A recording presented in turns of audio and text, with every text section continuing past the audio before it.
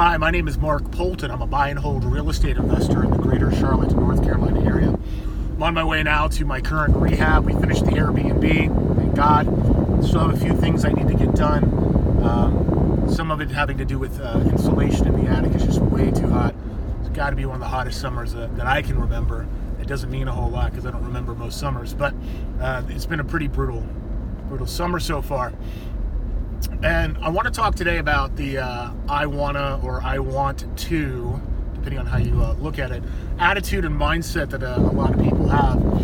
So I don't actually talk to a bunch of people, but when I do, invariably somebody's always like, well, that's very interesting what you do, being buy and hold real estate and now short-term rentals.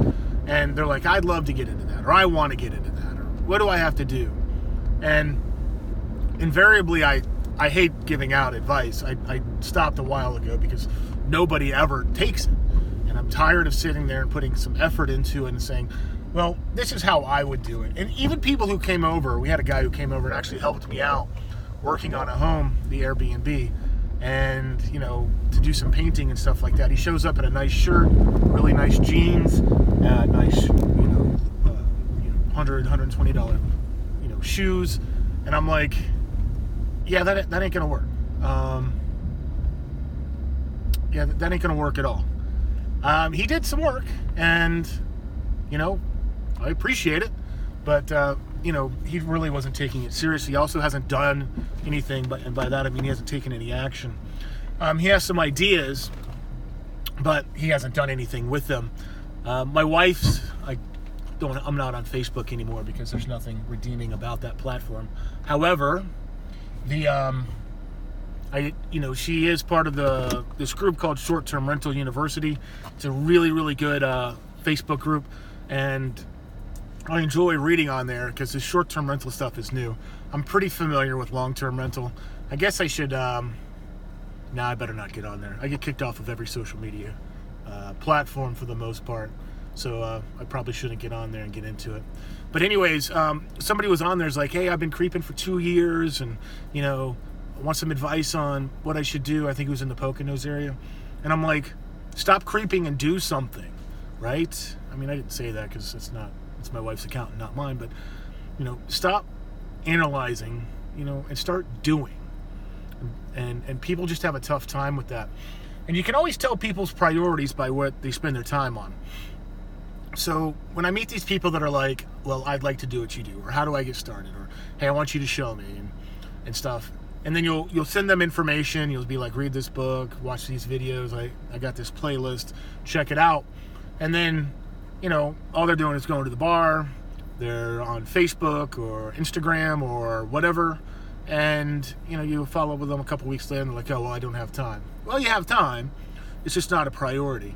Where you put your time and is where your priority is. For some people, it's their family. For some people, it's their work.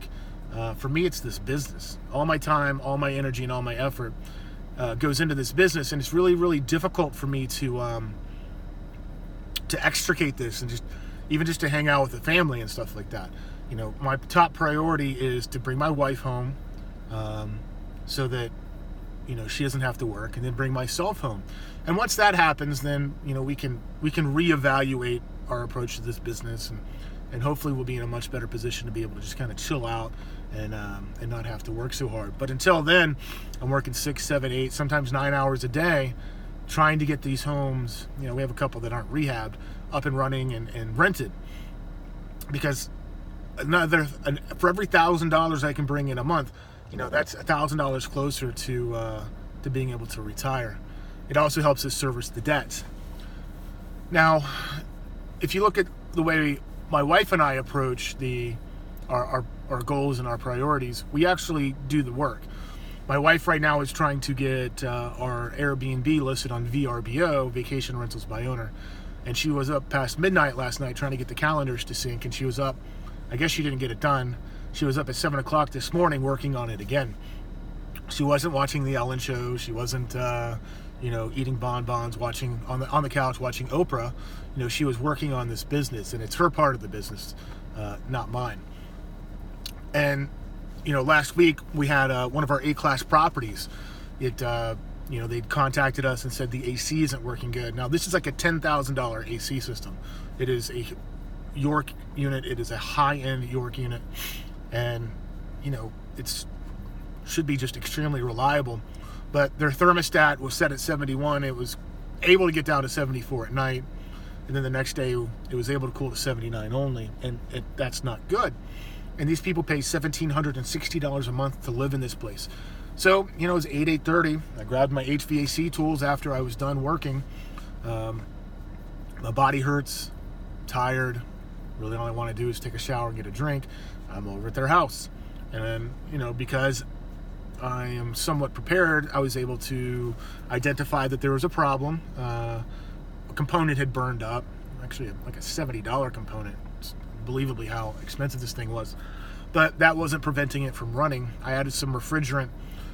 This particular unit does not have all the information I need, so I kind of gauged it a little bit, and I was able to get it cooling on the inside, which gives me hopefully at least until the end of the summer, to figure out how I'm going to address this. It is under warranty, which means that any parts that are leaking or something can be replaced, but you still have to pay for labor, and that's not cheap. But, you can see that I want to do this, or my favorite is I want to retire, right? And you look at these people and you talk to them and they're doing nothing. They're like, well, I contribute to my 401k. You're never going to retire. I mean, the average 401k is under $100,000 when somebody retires. I mean, where are you going to retire to? Like Haiti? Maybe. Even then, probably, that's nothing. I estimate I need minimum of $3 million if I was just going to live off of interest, or, live off of, I guess interest. But it just baffles me that nobody actually prepares for it. However, we've changed it. We're going to use the long-term rental and the residual income from that. And, we'll probably need $5 to $10 million worth of real estate to do that. Not a problem. Make it happen. But my priorities are there. And you see it in my actions, and you see it every day when I come home. And I've gone through 2 or 3 different t-shirts and 2 or 3 different towels, and I'm tired, and, my body hurts, and I smell bad. You can tell that I've done it. Anyways, I hope you learned something. I wish you success. Hope you go out there and live the You Won't Stop Me lifestyle. It's all about 3 things: knowledge, wisdom, and experience. Once you have those things, it doesn't matter if a force of nature comes in and floods floods your city, and it never recovers. You can take that knowledge, wisdom, and experience to someplace else. Hopefully you diversify it across several different cities, so that if that does happen, you're not immediately out of cash flow. But I wish you success.